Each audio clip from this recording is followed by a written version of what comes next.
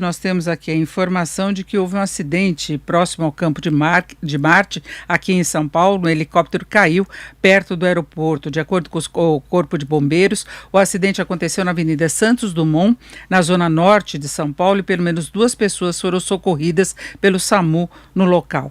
Ele caiu perto do aeroporto, foi início da tarde desta segunda-feira.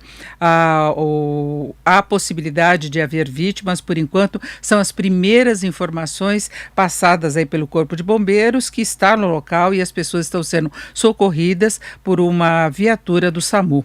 Ao menos 4 viaturas dos bombeiros fizeram o atendimento da ocorrência no local. Então, daqui a pouquinho nós vamos atualizar todas essas informações, mas agora vamos falar de economia. Nós estamos em contato com o Sérgio Vale, que é economista-chefe da MB Associados. Sérgio, boa tarde.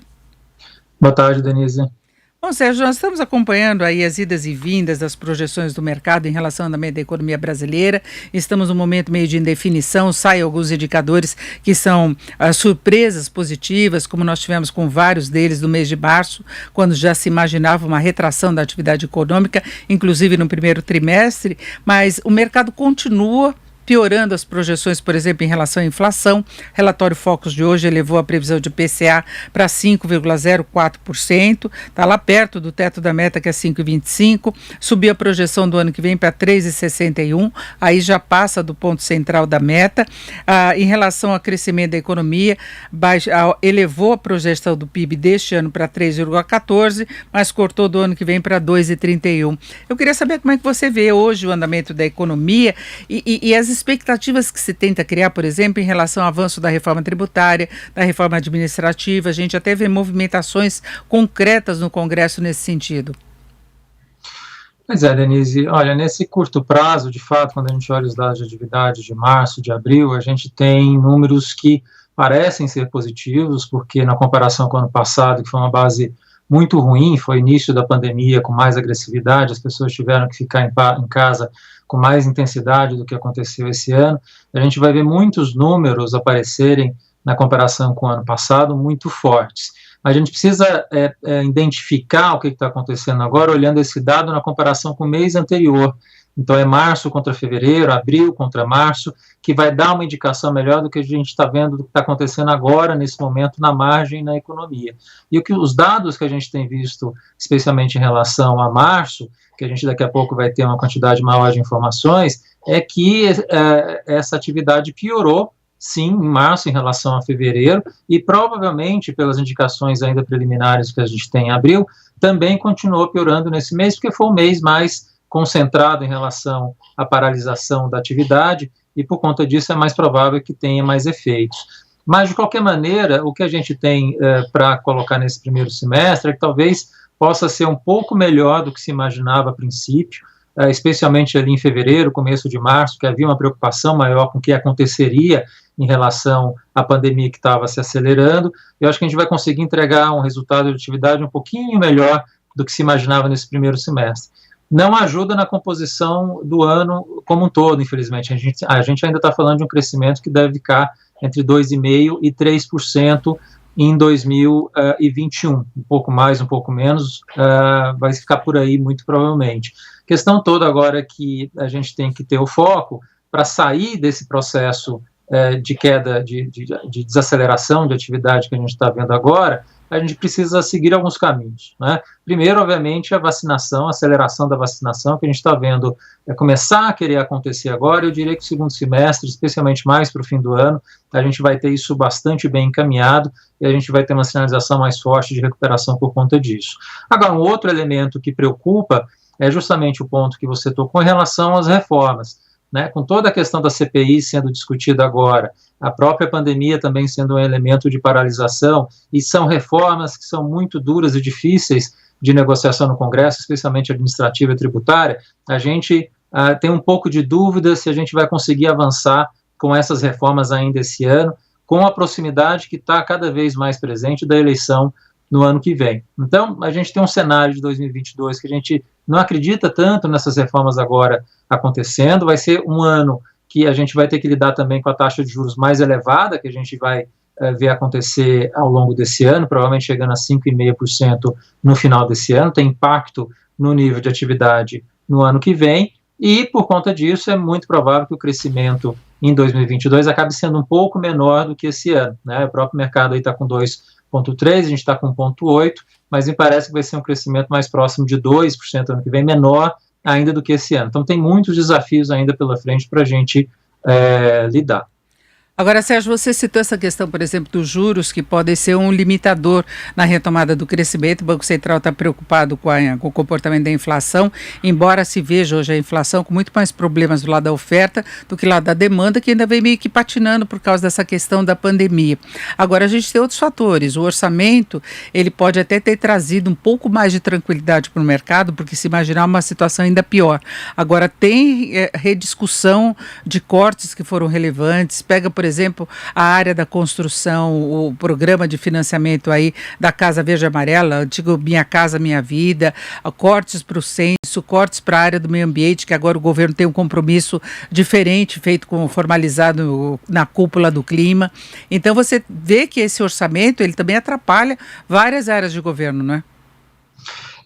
Antes de falar do fiscal, em relação à inflação ainda, Denise, de fato a gente tem um processo de inflação agora que não é tão relacionado à questão de demanda, é um processo relacionado de fato a choques que a gente está vendo na economia e uma forte pressão, especialmente em commodities, mas aí não importa muito, né? A gente, quando fala de inflação nesse sentido que o Banco Central precisa conter, ele precisa ter a ideia de que qual a magnitude dessa inflação e se ela tem um caráter de poder se disseminar para o resto da economia. A gente está falando de uma inflação que a gente vai chegar agora em maio, e muito provavelmente por conta da bandeira vermelha que a gente vai ter no próximo mês, uma inflação de quase 8% no acumulado de 12 meses. É uma inflação extremamente alta, que a gente não vê desde 2015, e aí independe se é de oferta ou de demanda. É uma inflação elevada que o Banco Central tem que trabalhar para conter e impedir que essa inflação de 8% acabe permanecendo nesse patamar ou até piorando. Então, não tem muita alternativa, ele vai ter que subir taxa de juros. Então, em relação à questão fiscal, de fato, o que a gente vai muito provavelmente ver acontecer ao longo desse ano são contingenciamentos a cada mês, para conseguir conter o gasto dentro da regra do teto e acomodar as despesas obrigatórias que a gente precisa fazer, especialmente em relação a gastos com funcionalismo e previdência. Então, eu diria que se você junta as questões do orçamento que foram muito mal resolvidas em março, quando o orçamento foi apresentado e aprovado daquela forma, com os gastos, os créditos extraordinários que vão ser colocados esse ano por conta da pandemia, a gente está falando de uma situação fiscal que no final ainda vai ser muito precária. Está falando de uma dívida que chega a 90% do PIB esse ano, um déficit primário que vai ser pelo menos 300 bilhões de reais, e você tem um 2022 que é de uma situação fiscal muito ruim e é um ano eleitoral, que em geral a gente tem pressão natural de gastos por conta de se aproximar da eleição. Então, são 2 anos de desafios fiscais muito grandes e que colocam um desafio ainda maior para o próximo presidente que vem em 2023. Como ele vai lidar com esta questão fiscal mal resolvida que a gente não está conseguindo lidar até agora. Exatamente. Agora, quando você pega, por exemplo, cortes para o financiamento imobiliário, da construção, além de você atingir a população, a carência habitacional, esse foi um dos fatores que ajudaram a alavancar a recuperação do setor da construção. Aí você tem toda uma cadeia relacionada, inclusive, geração de emprego. Pois é, o governo não está tendo foco exatamente no que ele quer gastar e no que precisa gastar. Esses gastos são essenciais para a recuperação da economia. De fato, o governo não está conseguindo, a não ser no caso do auxílio emergencial, outros programas estão sendo lançados, não está tendo o que a gente gostaria de ver, que é focar nos gastos que são relevantes para a sociedade e cortar ou emitir sinais positivos em termos de reformas no que a gente consegue conter ainda. Por exemplo, uma reforma administrativa de grande nome, não reforma em relação só a quem vai entrar no sistema, mas de quem está no sistema agora. O governo, se conseguisse levar uma reforma desta magnitude para quem está no sistema público hoje, por mais que a gente não tenha efeito no curto prazo, é uma sinalização de dinâmica fiscal muito positiva para o longo prazo. Então, você poderia, eventualmente, com isso, abrir espaço, não agora, porque a situação fiscal nesse momento, de fato, está bastante complicada, mas ao longo dos próximos anos você conseguiria abrir espaço para outras questões que são mais relevantes para o gasto público agora e conter o que a gente precisa conter, que nesse caso é a reforma administrativa e, eventualmente, até no futuro, a gente tem que pensar em mais uma adição na reforma da Previdência. Agora, a questão é que a gente vê dificuldades em avançar com a reforma administrativa, até mesmo ela focando apenas quem ainda vai entrar no serviço público, mesmo por aí se tem resistência, inclusive dentro do Congresso, fora os lobbies do próprio funcionalismo, que são contra essas alterações, mexer com estabilidade de emprego, com uma série de regras atualmente em vigor, então tem uma trava de qualquer modo, mais ambiciosa ainda, fica mais difícil ainda, não é? Eu acho muito difícil, até a própria reforma que está sendo discutida agora, que é mais simples, que é só em relação a quem vai entrar, essa reforma avançar no meio de toda a discussão que a gente tem da pandemia, da CPI, da pandemia que a gente tem nesse momento, um governo que está enfraquecido politicamente, e é uma reforma que demanda, que é uma reforma constitucional, demanda um esforço muito grande de atenção dentro da Câmara e do Senado, que há um ano da eleição começar a ficar mais intensa, acho difícil esse tipo de reforma acontecer numa base eleitoral potencialmente importante para o presidente Bolsonaro ano que vem. Então, reformas de peso que demandam negociações com lobbies ou com setores, segmentos, regiões do país, isso vale para a reforma tributária também, tem questões setoriais, regionais muito relevantes aqui, que eu vejo com dificuldade essa reforma avançar esse ano ou ano que vem. Então, as grandes reformas que a gente ainda poderia ter até o final de 2022, eu acho que a gente vai ter que esperar para 2023, porque não tem espaço político de fato para avançar agora. Perfeito, nós conversamos aqui com o Sérgio Vale, que é economista-chefe da MB Associados. Sérgio, muito obrigado, uma boa tarde. Obrigado, Denise, boa tarde.